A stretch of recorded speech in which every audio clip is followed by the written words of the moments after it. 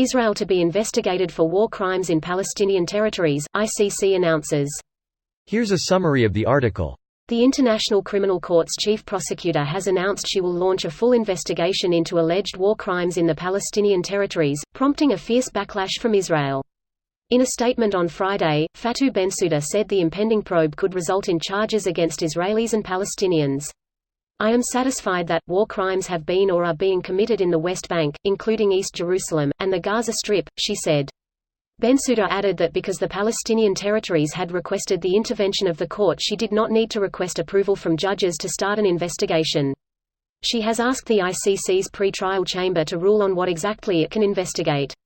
Furious, Israel's Prime Minister Benjamin Netanyahu lashed back, claiming the court has no jurisdiction. This is a dark day for truth and justice.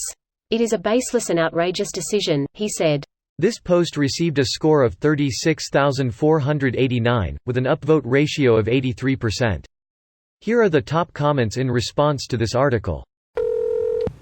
Misleading title. The chief prosecutor said that there's a basis for investigation but that she will ponder in the ICC to see if they have jurisdiction to start an investigation. The statement of the ICC prosecutor in its entirety.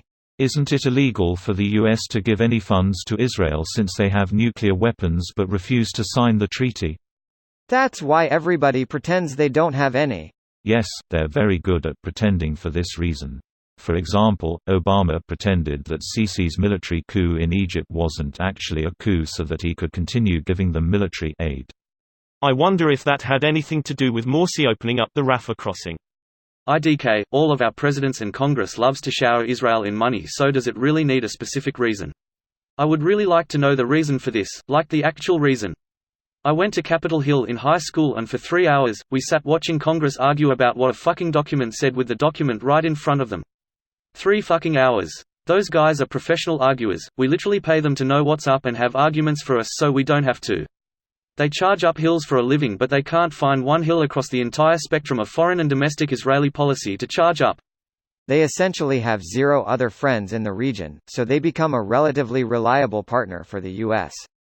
Their internal politics have been relatively stable, which helps increase their reliability and willingness to cooperate with U.S. military missions in the area. I don't know if this really influences American politics that much, but it's a thing that exists.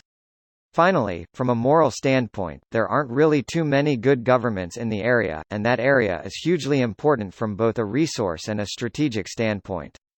That contributes to a sort of inertia, where politicians are more willing to keep the status quo than switch their support to another government in the area.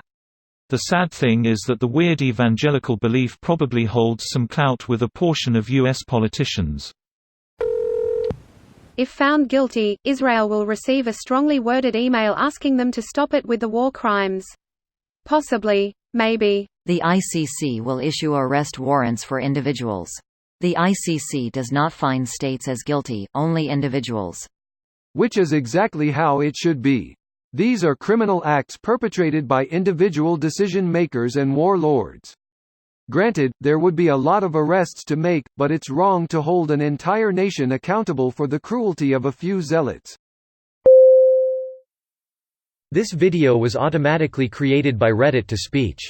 The article and comments in this video were selected from Reddit according to their upvotes, and any paraphrasing was performed by smmry.com, without any human intervention.